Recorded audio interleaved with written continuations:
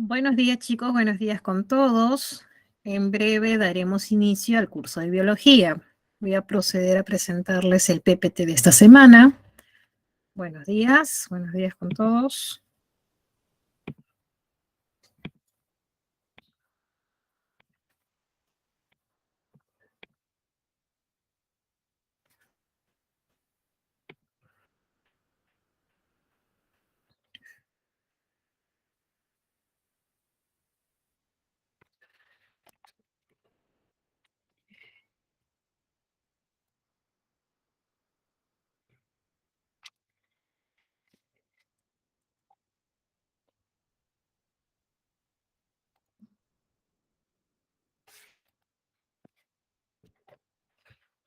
Muy bien, chicos, damos inicio a la clase de hoy.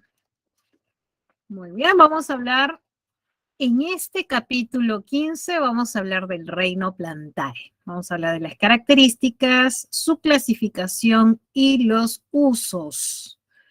Muy bien. Recuerda que el reino Plantae comprende organismos generalmente multicelulares, pero también unicelulares.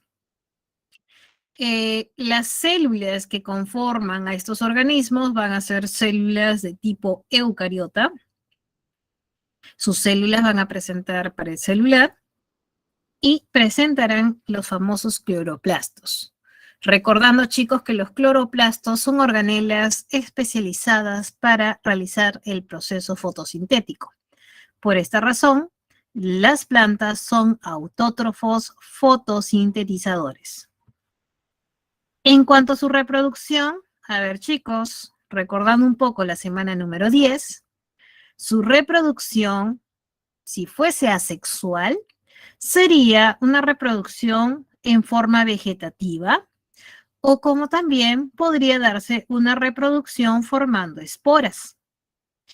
Y si fuese una reproducción sexual, recuerda que una reproducción sexual en plantas con flores es debido a la formación de gametos masculinos como femeninos. Ahora, las plantas presentan una característica también general, que es la de presentar alternancia de generaciones. Profesora, ¿y qué significa la alternancia de generaciones? Está aquí, chicos, representado. Está aquí representado en esta imagen. Una alternancia de generaciones implica de que la planta pase por una generación esporofítica. Esta generación esporofítica, te comento, te cuento que es diploide, y luego pase por una generación llamada fase gametofítica. Esta fase gametofítica es una fase haploide. Muy bien. Entendiéndose por diploide cuando hay dos juegos cromosómicos y haploide cuando solamente hay uno, ¿verdad? Eso lo tenemos claro de semanas anteriores, ¿cierto? Muy bien. Entonces, su fase esporofítica, ¿no? O el esporofito, ¿no? Este esporofito que es diploide, como su nombre lo indica, este esporofito es capaz de producir esporas. Y te cuento que sus esporas son haploides, y acá lo está indicando, son haploides. Por lo tanto, chicos, a ver, recordando un poco, si el individuo es diploide y genera esporas haploides, ¿qué proceso tuvo que haber ayudado para que haya esta reducción a la mitad? ¿Sería por mitosis o por meiosis? Mitosis o meiosis, chicos. Perfecto. Tuvo que haber participado un proceso meiótico. Quiere decir, chicos, que las esporas se generan por meiosis. Esta espora luego va a crecer, generar varias copias de esta célula y así vamos a tener este organismo esta fase que está constituido por varias células que van a ser igual haploides. Esta fase corresponde a la fase gametofítica.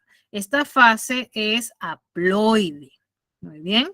Y como su nombre lo indica, una fase gametofítica va a producir gametos. Es así que puede producir tanto el gameto femenino como el gameto masculino.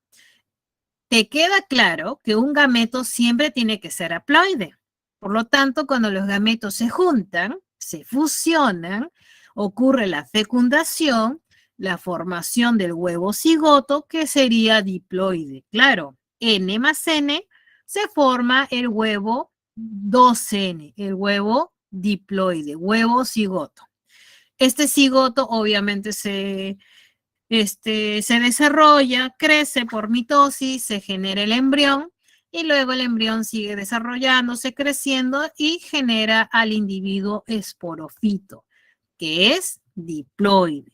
Y como esporofito que genera esporas y así se da la alternancia de generaciones en las plantas. Entonces, chicos, debe quedar claro esto, que la fase esporofítica, el esporofito, siempre es diploide y genera esporas.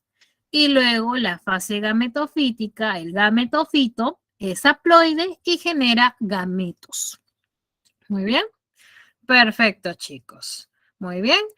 Si no hay dudas hasta aquí, pasamos hasta la siguiente diapositiva. Recuerda, yo estoy conectada con otro dispositivo. Cualquier duda, consulta, yo estoy viendo en tiempo real el chat. ¿Ya? Entonces, yo estoy atenta a las dudas que haya, que se me plasmarían, ¿no? Ustedes lo pueden plasmar en el chat. Muy bien. Listo, chicos. Pasamos a la siguiente diapositiva. Entonces, hasta aquí hemos visto cuáles son las características generales que presentan todas las plantas. Ahora, ¿cómo clasificamos a las plantas? Las plantas pueden ser plantas sin semillas, como también hay plantas con semillas. Dentro de las plantas sin semillas tenemos a las algas, tenemos a los musgos y a los helechos. Y por otro lado, dentro de las plantas con semillas tenemos a las gimnospermas y las angiospermas. Muy bien. A ver, chicos. Antes de continuar, quiero hacerte unas consultas. Nos remontamos a la semana número 13. La última parte de la clase desarrollamos el tema de taxonomía y hablamos de las categorías taxonómicas, ¿cierto? Antes del año 90, ¿cuál era la máxima categoría? La máxima categoría antes de los años 90 era el reino. Ajá, perfecto. El reino. Quiere decir que en el año 1969 aproximadamente, Whittaker establece 5 reinos. El reino protista, reino monera, fungi, protista, plantae y animalia. Son 5 reinos que se establece por Whittaker. Pero luego, pasados los años 90, ¿no? Gus propone una categoría superior al reino. Esta categoría superior corresponde a la categoría dominio. Es así que se establecen 3 dominios, siendo uno de ellos el dominio Eucaria. Es por eso que el dominio Eucaria va a incluir ahora, de los 5 reinos, 4 reinos, o sea, al reino protista, fungi, plantae y animalia. Muy bien. Por eso que las plantas, si bien pertenecen al reino plantae, están incluidas en el dominio Eucaria. Muy bien, chicos. Ahora, sigue la pregunta. La semana pasada hablamos del reino animal. La categoría reino, por debajo de reino, tenemos a otra categoría. En la clase pasada hablamos que por debajo de reino encontrábamos al filum. Por ejemplo, La semana pasada hablamos del reino animal y que estaba constituido por ejemplo, el reino porífera, perdón, ¿qué estoy hablando? De nuevo, rebobinamos. El reino animal comprendía diferentes fila, ¿no? Por ejemplo, hablamos del filum porífera, del filum nidaria, del filum, no sé, anélida, del filum equinodermata, el filum cordata, entre otros, ¿no? Es por eso que decíamos que por debajo del reino encontramos a diferentes filas. Pero ¿qué pasa en el reino Plantae? En el reino Plantae, por debajo del reino, no vamos a utilizar la categoría filum, se usa la categoría división. Quiere decir que filum y división tienen el mismo nivel, por decirlo así. Es lo mismo, el mismo nivel, misma categoría, ¿ya? Pero en el caso de las plantas, se opta a utilizar división, más no filum. División. Es por eso que cuando hablemos de las plantas, del reino Plantae, va a estar constituido o comprendido por diferentes divisiones, como es la división Algae, la división Briofita, la división Pteridofita, la división Gimnosperma y la división Angiosperma, chicos. ¿Listo? Entonces vamos a trabajar de esta manera. Muy bien. Espero que hasta aquí todo vaya claro. Muy bien, entonces a continuación, chicos, en las siguientes diapositivas, vamos a hablar tanto del grupo de las plantas sin semillas, que son plantas simples, sencillas, ¿no? Por otro lado, vamos a hablar de las plantas con semillas, que ya van a ser las plantas superiores. Muy bien, entonces comenzamos. Captura de pantalla, chicos, para pasar a la siguiente diapositiva y comenzamos con las plantas sin semillas. Esto es, hablaremos de las algas, musgos y helechos.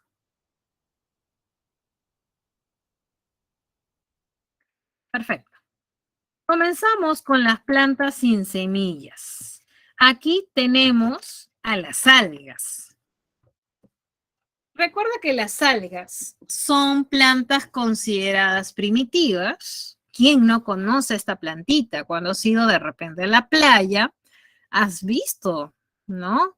Es más, diferentes variedades de algas de diferentes colores, ¿cierto? Muy bien. Y tú has podido reconocer en estas plantas, en estas algas, has podido reconocer que su cuerpo posea raíz, tallo, hojas, frutos. No, ¿verdad? Decimos que estas plantas son bastante simples, su cuerpo todavía no está diferenciado en órganos. Todo su cuerpo va a recibir el nombre de talo, ¿ya? Dado que su cuerpo no está diferenciado, todo su cuerpo se denomina talo. Muy bien. Ahora, tampoco van a presentar mayor diferenciación de sus tejidos. Todas las algas van a contener la clorofila. ¿Y por qué crees que van a contener clorofila? Porque recuerda, chicos, que la clorofila es el pigmento fotosintético. Este pigmento le permite a la planta realizar el proceso de fotosíntesis. Muy bien. ¿Y dónde está la clorofila? En el cloroplasto. Muy bien. Ahora, las algas, aparte de tener clorofila, pueden presentar pigmentos carotenoides. Y si algún pigmento predomina sobre otros pigmentos, esta dominancia de algunos de ellos va a determinar la variedad de colores que puedan presentar las algas. Es así que esta característica es muy importante al momento de clasificar a las algas. ¿Ya? Profesora, ¿quiere decir que un alga roja, por ejemplo, esta alga roja se debe a la presencia de un pigmento de color rojo? Sí. Entonces, este pigmento rojo va a predominar. Ajá, va a predominar. ¿Y quiere decir que no tiene clorofila? Tiene clorofila, chicos. Hay clorofila. Solo que este pigmento rojo va a enmascarar a la clorofila, pero es necesario la presencia de la clorofila para que realice el proceso de fotosíntesis. Que eso te quede claro, que todas las plantas presentan clorofila. es vital, chicos, para que realicen la fotosíntesis. Muy bien. Entonces, ¿cómo será el ciclo de vida de un alga? O sea, ¿cómo sería la alternancia de generaciones en las algas?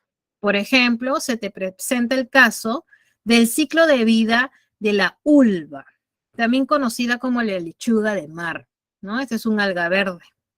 Estamos viendo por acá, es el esporofito, claro, siempre se cumple que el esporofito es diploide, recuerda que el esporofito, ¿no? Corresponde a su fase esporofítica, a su fase diploide, ¿no? Recordando, chicos, ¿no? Y como fase esporofítica, ¿qué va a producir?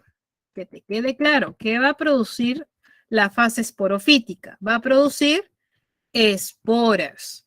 Y recuerda que las esporas siempre son haploides. Por lo tanto, un proceso de meiosis tuvo que haber ocurrido.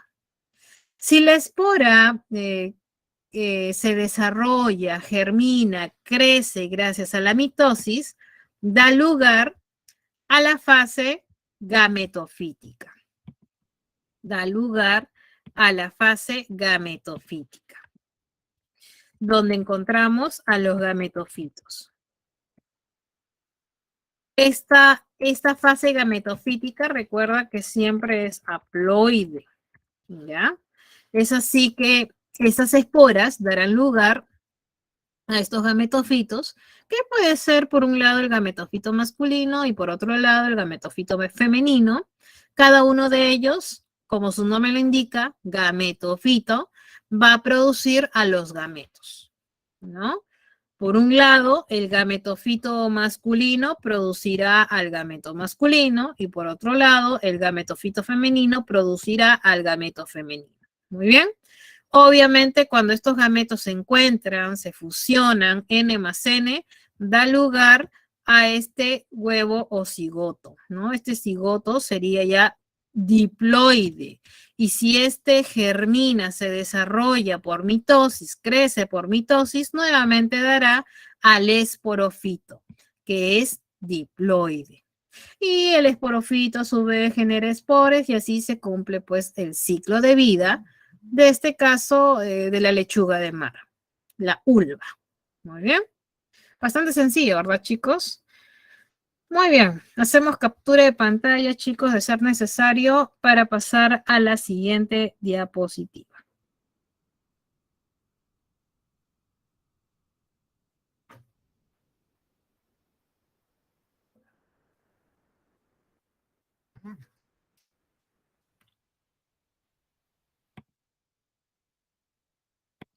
Muy bien.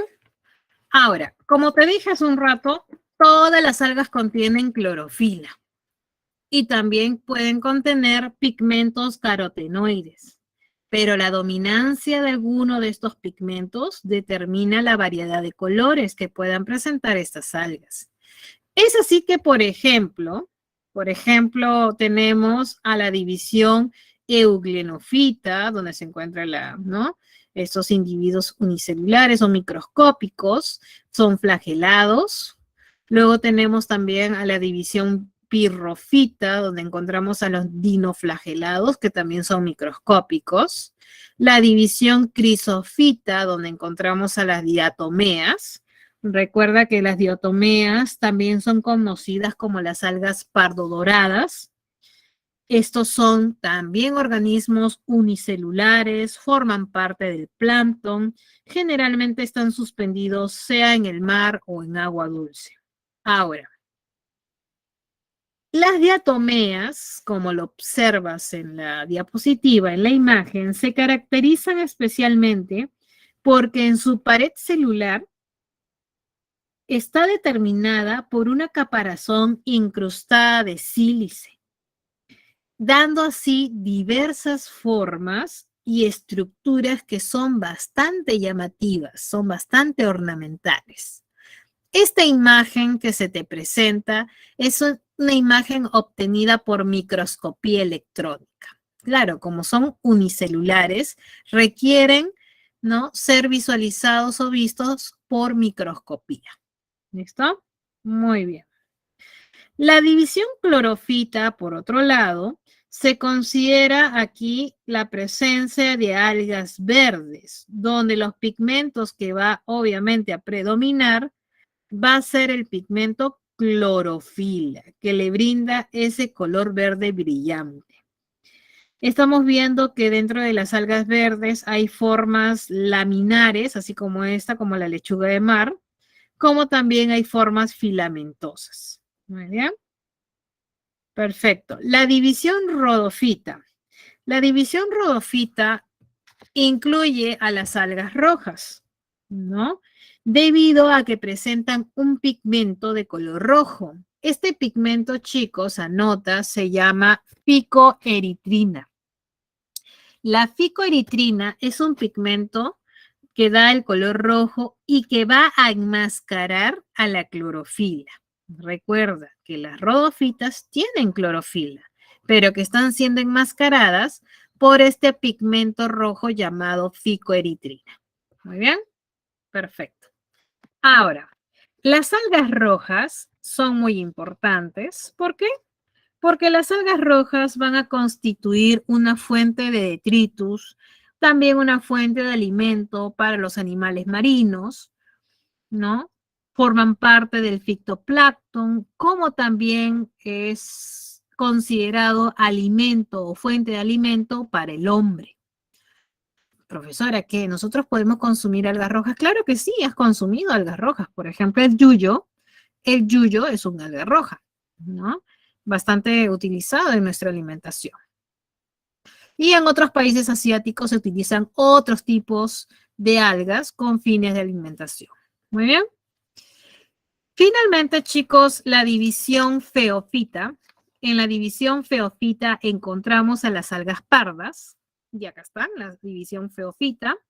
Está comprendida por algas marinas cuyo color pardo es gracias a la presencia de pigmentos como es el caroteno y como es la ficosantina.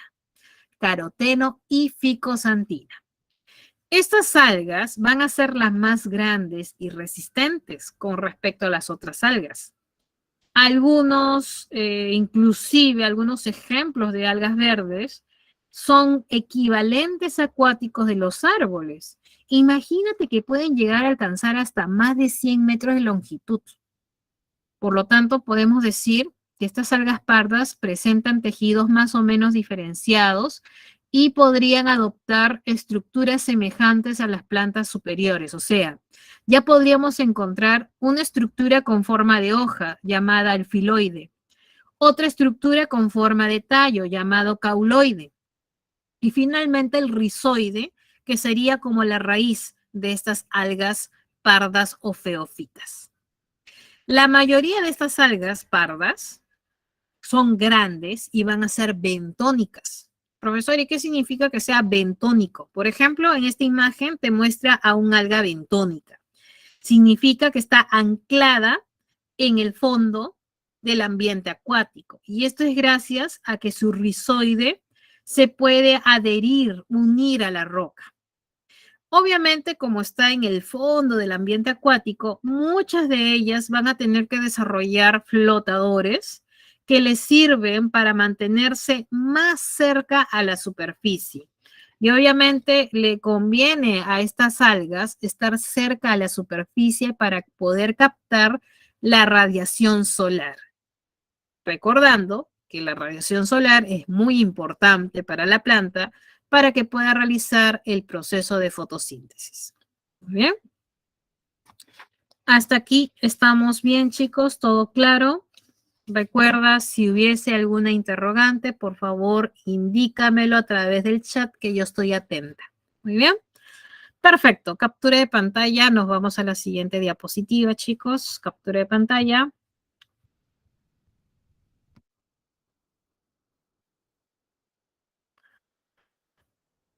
Muy bien.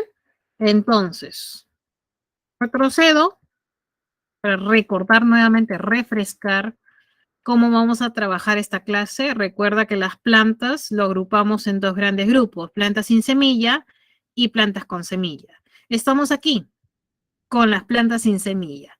Ya hemos hablado de las algas. Ahora nos toca hablar de las briofitas y luego de las pteridofitas, ¿no? Que son integrantes de las plantas sin semillas. Muy bien, entonces volvemos aquí. Vamos a hablar ahora, segundo, de la división briofita. En esta división encontramos no solamente a los musgos, también a las hepáticas, ¿no? Recuerda que estos individuos son plantitas que viven en el ambiente terrestre, están dispersas en todo el planeta Tierra, pero su adaptación a la vida terrestre todavía es incompleta. ¿Qué significa, chicos? Significa que estas plantitas todavía requieren de bastante humedad para poder existir, ¿no? En un ambiente terrestre. Por esta razón, de repente es que son bastante pequeñitas, ¿no? Pueden medir tan solo unos cuantos milímetros y viven en suelos húmedos, como te dije, sea en caídas de agua, muros viejos o en la corteza de los árboles. Como te mencioné al inicio, hay dos tipos de briofitas, los musgos y las hepáticas. Y lo estamos viendo acá en el esquema, en el dibujo de la parte inferior, estamos viendo las hepáticas. Como notarás, son denominadas así por la forma de su talo, que es lobulado, en forma de hígado. Y por otro lado tenemos a los musgos foliares, que están por acá.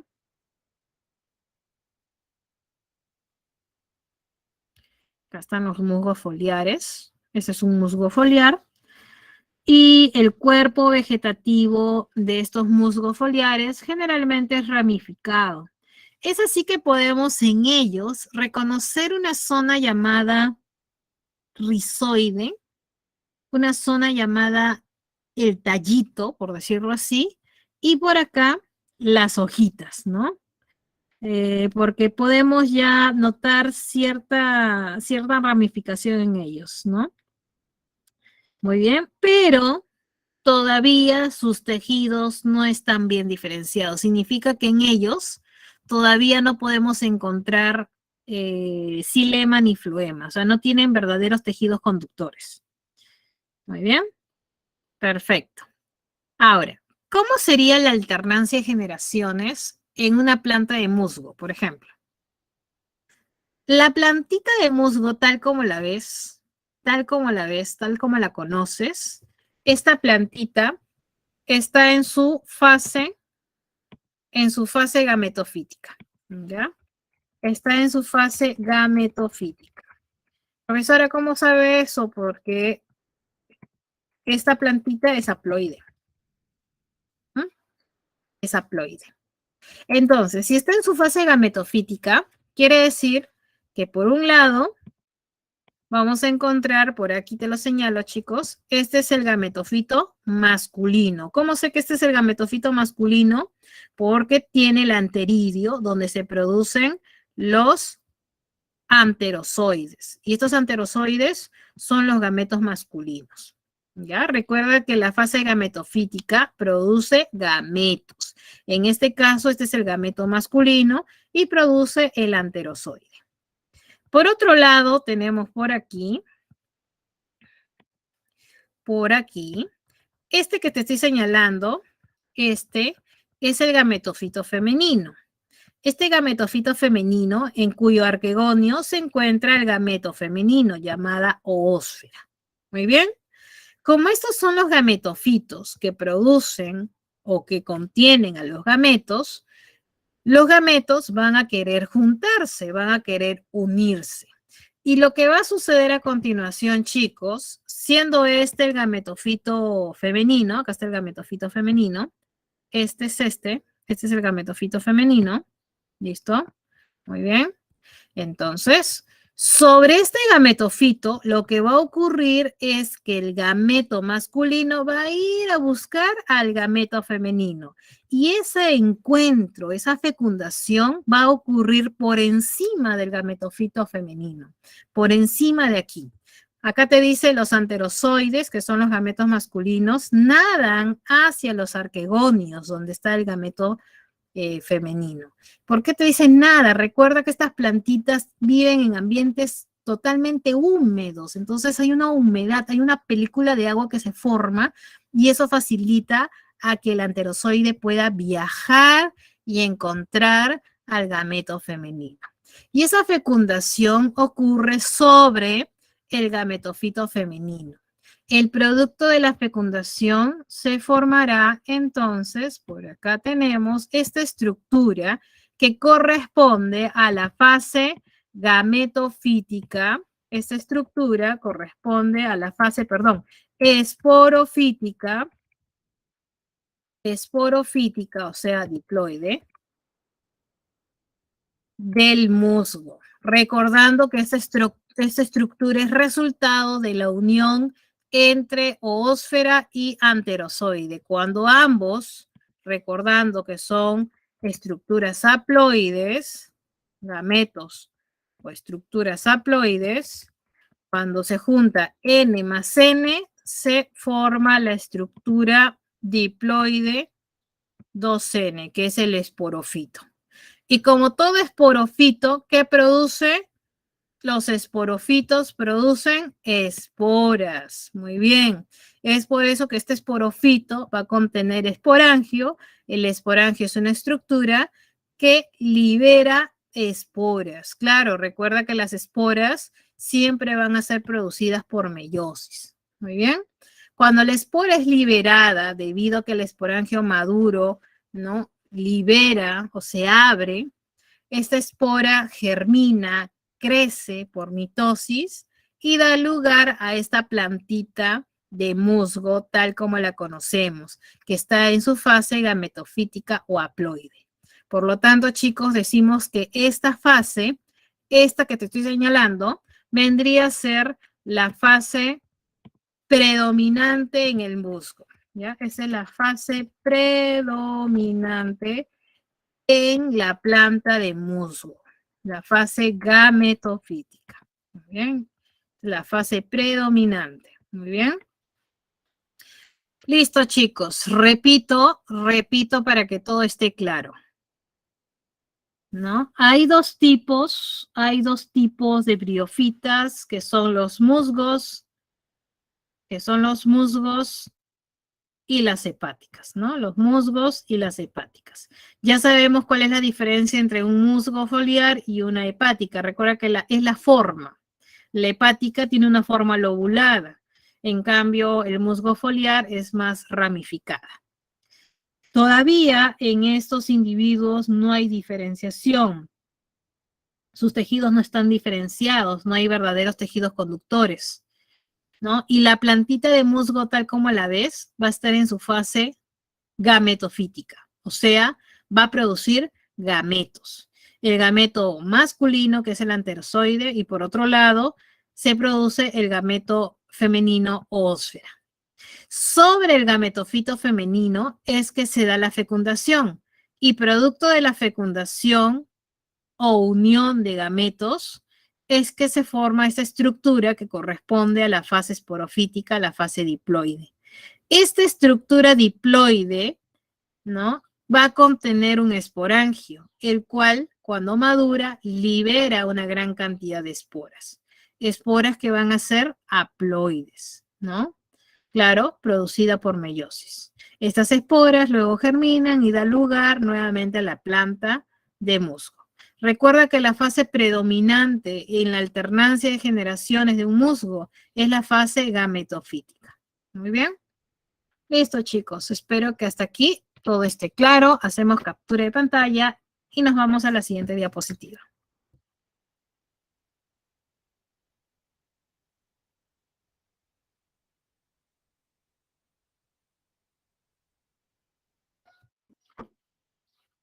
Perfecto.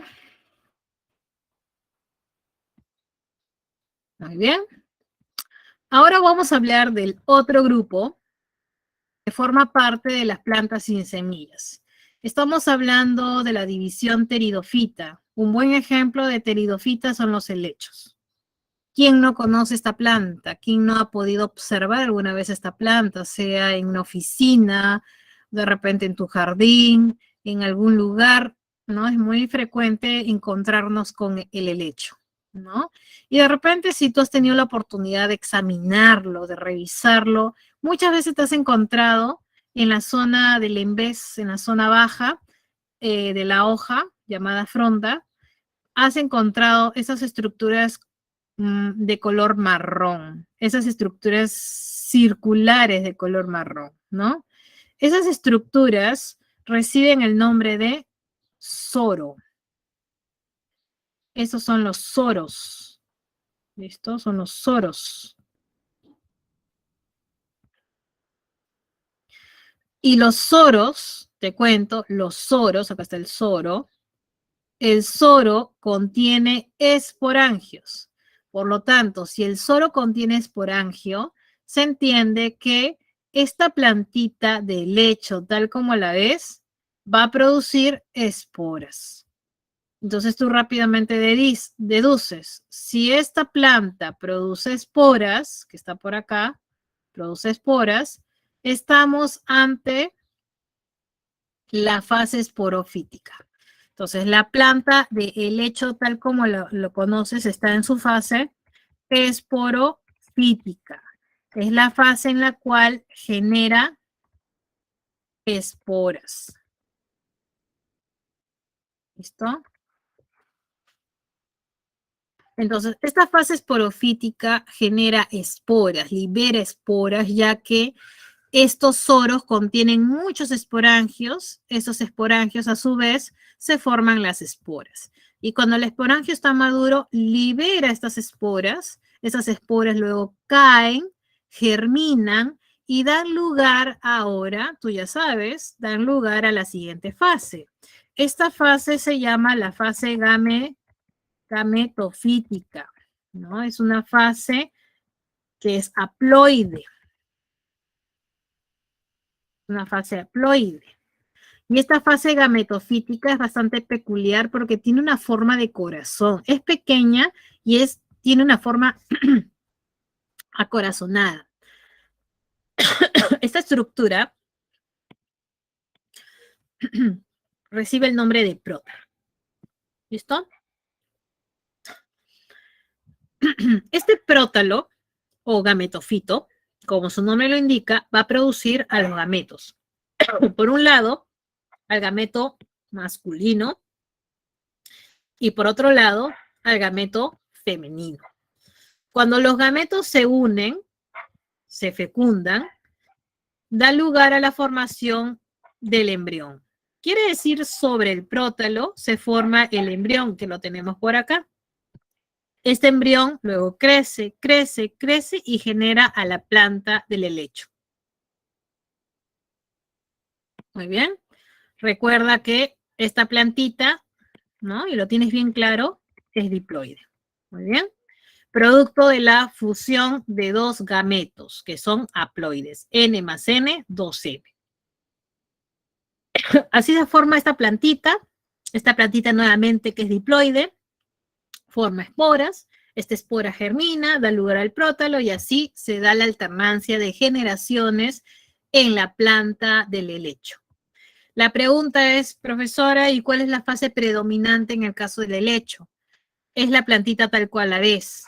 Esta sería su fase predominante, ¿no? Su fase predominante, voy a borrar por acá.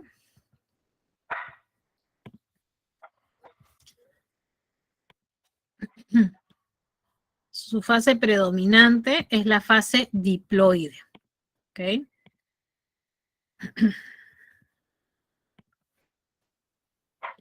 Es su fase diploide. ¿Muy bien? Es la fase predominante en el caso del ciclo de vida de los helechos. Muy bien, chicos, hasta ahí espero que todo esté claro. Repito, si hay dudas, por favor, indícamelo a través del chat. Muy bien, hacemos captura de pantalla, chicos, de ser necesario, para pasar a la siguiente diapositiva. Bien, entonces recuerda que los helechos ya tienen o presentan un tallo subterráneo llamado rizoma, de donde se originan las raíces y las hojas llamadas frondes o fronda, ¿no? En algunas de estas se forman los soros, donde te indiqué que dentro de ellos se generan las esporas por meiosis. A diferencia de las plantas superiores, los helechos todavía carecen de semillas y no tienen flores. ¿Bien?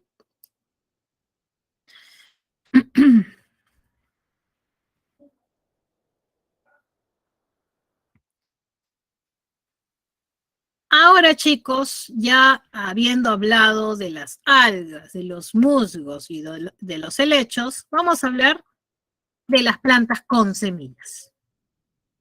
Las plantas con semillas también son conocidas como las espermatofitas, ¿no? También conocidas como las fanerógamas y las plantas superiores. Son plantas que presentan flores y semillas. Muy bien. Ahora, estas plantas van a comprender dos divisiones. La división gimnosperma y la división angiosperma. Son dos divisiones que vas a encontrar en este grupo de plantas con semillas. Quiere decir que tanto las gimnospermas y las angiospermas producen semillas. Profesora, entonces, ¿cuál es la diferencia? La diferencia está en que las gimnospermas, las semillas se encuentran al descubierto. Y en las angiospermas, la semilla ya se encuentra dentro del fruto. Profesora, ¿y por qué será eso? A ver, vamos a recordar un poquito lo revisado en la semana 10 con esta diapositiva. ¿Listo? A ver, ¿qué recordamos, chicos? ¿Cuáles eran las piezas florales? ¿Cuáles eran las 4 piezas florales?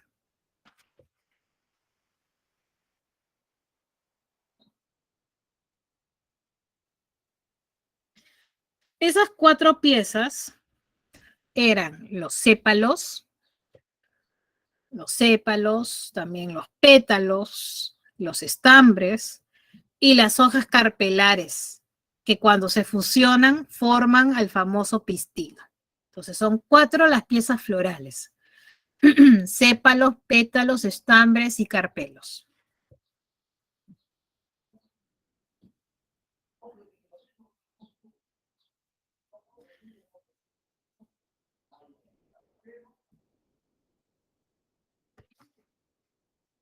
Ahora, en el dibujo, en el esquema, perdón, en la imagen, estamos viendo que los carpelos se fusionaron y formaron al pistilo. Dentro del pistilo estamos viendo al ovario, dentro del ovario los óvulos, y dentro del óvulo se forma lo que ya sabemos que es el saco embrionario. Recordando un poquito, el saco embrionario presentaba ¿cuántos núcleos? 8 núcleos, ¿te acuerdas? 8 núcleos. Uno de ellos era el gameto femenino, llamada ósfera, y el otro era el núcleo secundario, que era producto de la fusión de dos núcleos. El núcleo secundario era producto de la fusión de 2 núcleos. Muy bien. Perfecto.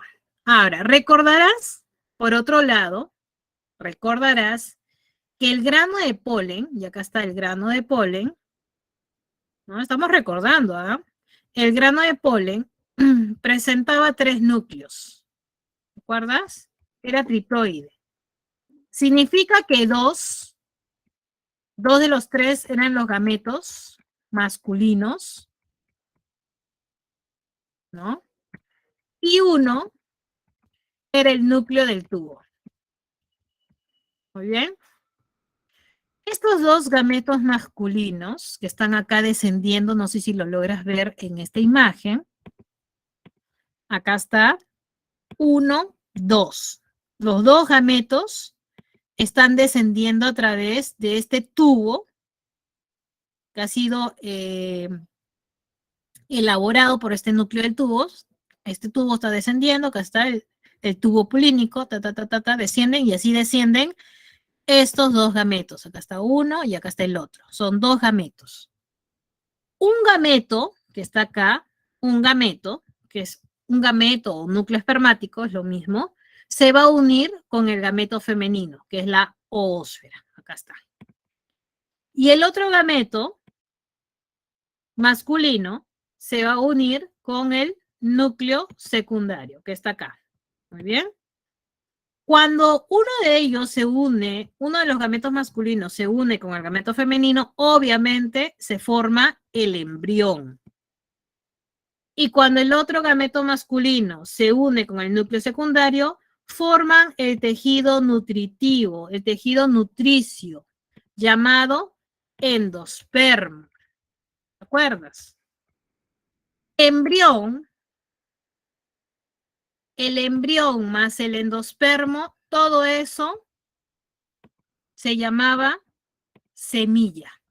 ¿Te acuerdas? Eso lo estamos viendo en la parte de arriba, ¿no? Estamos viendo en la parte de arriba, producto de la doble fecundación, te dice acá, tanto el embrión como el albumen o endospermo, todo esto es la semilla, que luego por fuera de la semilla se va a desarrollar el fruto. Por lo tanto, la semilla va a estar dentro del fruto en el caso de las angiospermas, como te decía. Entonces, chicos, con esta información que ya conocías desde la semana número 10, te pregunto, ¿qué pasaría, chicos, si las hojas carpelares no se fusionan? Si no se fusionan, no habría pistilo y no habría todo lo que te acabo de explicar. Entonces, esto es característico. Haz captura de pantalla, chicos, para pasar a la siguiente. Cuando no hay fusión de hojas carpelares, no hay pistilo. Por lo tanto, las semillas, esta semillita va a estar, se puede decir, al descubierto. No va a estar encerradito dentro del fruto. Va a estar al descubierto. Muy bien. Es así que esto ocurre en las gimnospermas. Como las plantas no tienen pistilo, las semillas no van a estar dentro de un fruto, sino van a estar al descubierto. ¿Listo? Eso es en el caso de las gimnospermas. Sus óvulos se van a formar sobre las hojas carpelares y no van a tener fruto. El grupo más representativo lo van a conformar las coníferas, que van a ser plantas leñosas con hojas pequeñas, aciculares como el pino o escamosas como el ciprés. Las hojas carpelares, como te indiqué, donde se encuentran las semillas, se disponen en cono. Lo mismo que los estambres van a ser unisexuales. Es por eso que tenemos acá conos ovulados y por otro lado conos de polen, ¿no? Esto corresponde al sexo femenino y este al sexo masculino. Muy bien. Ahora, recuerda que muchas de estas plantas llamadas gimnospermas son introducidas y son muy importantes porque son útiles por su madera, por su resina, así como también son plantas utilizadas, por ejemplo, como ornamentales en parques y cementerios. Muy bien. Perfecto. Este es el ciclo de vida de una gimnosperma, por ejemplo, del pino. Recuerda que la plantita de pino, tal como la conoces, es un esporofito. Por lo tanto, está en su fase esporofítica que va a producir esporas, ¿no? Es así que, como te decía, por un proceso de meiosis se forman estas megaesporas en el caso del sexo femenino, ¿no? O granos de polen, ¿no? Perdón. Y los conos de polen, ¿no? Los conos de polen van a producir finalmente por meiosis, se generarán los granos de polen, que es el gametofito masculino. ¿Qué es un gametofito? Recuerda que es la estructura que va a contener al gameto masculino. En este caso, como te expliqué previamente, ¿no? Entonces, En este caso, cuando se encuentran los gametos y se da la fecundación, ¿no? Se forma la semilla. Pero la semilla va a estar al descubierto, a diferencia de una angiosperma, donde la semilla va a estar encerradita, ¿no? En el fruto. Muy bien, chicos. Hasta aquí, espero que esté claro, ¿no? Recuerda que las plantas con semillas ya son plantas superiores, son las plantas fanerógamas, y va a comprender a dos divisiones. La primera es la gimnosperma, y cuál es su característica más relevante es que las plantas carecen de pistilo. O sea, sus flores carecen de pistilo y por lo tanto, como no hay pistilo, porque no hubo fusión de sus hojas carpelares, sus semillas están a la vista, al descubierto. ¿Muy bien? Pero ¿qué pasaría, chicos? A ver, hacemos captura. ¿Qué pasaría si las plantas presentan pistilo? Si estas plantas presentan flores con pistilo, significa que va a ocurrir todo lo que te expliqué acá, ¿no? Si hay pistilo, ocurre todo esto que te acabo de explicar, ¿no? Y quiere decir que producto de la doble fecundación, producto de esta doble fecundación, es que se forma la semilla y va a estar contenida en un fruto. Por lo tanto, estas plantas con semillas, ¿no? Estas semillas van a estar dentro del fruto debido a que las flores presentan pistilo. Muy bien. Ahora, las angiospermas se van a dividir en dos clases. Una clase se llama monocotiledonia y la otra se llama dicotiledonia. Se van a diferenciar en muchos aspectos, ¿no? Y así tenemos acá, ¿no? Las diferentes diferencias que podemos encontrar entre una monocotiledonia y una dicotiledonia. Por ejemplo, principal diferencia está a nivel de su estructura embrionaria.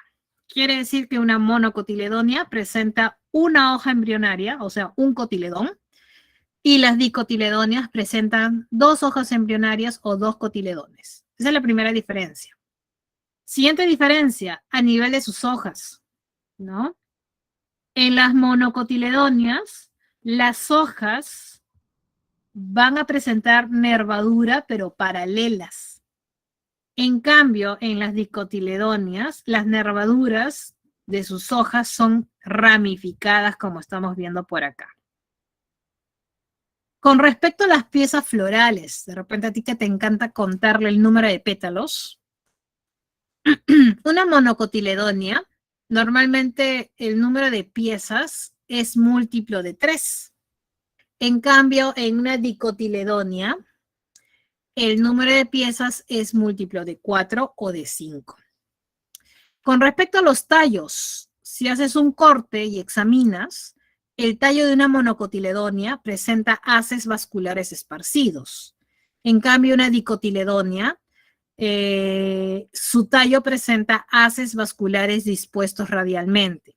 Finalmente, chicos, si tú colectas granos de polen y lo ves al microscopio, los granos de polen de una monocotiledonia presentan una hendidura, un poro. En cambio, los granos de polen de una dicotiledonia va a presentar 3 poros o 3 hendiduras. ¿Listo? Muy bien, chicos. Finalmente, termino esta parte antes del receso, mencionando que ejemplos típicos de monocotiledonia se tiene al pasto, al cereal, al plátano, a la piña, sábila, orquídeas, entre otros. Esos son ejemplos típicos de monocotiledonias. Y entre las dicotiledonias tenemos a las legumbres, tenemos a la papa, el diente de león, entre otros. Muy bien, chicos, por favor, hacemos captura de pantalla y volvemos en 15 minutos. ¿Listo? Muy bien, volvemos en 15 minutos. Repito esa diferencia al retornar el receso. No te preocupes. ¿Listo? Hago un repaso retornando. Voy a respetar su receso, chicos. Dejo de compartir y nos vemos en 15 minutos.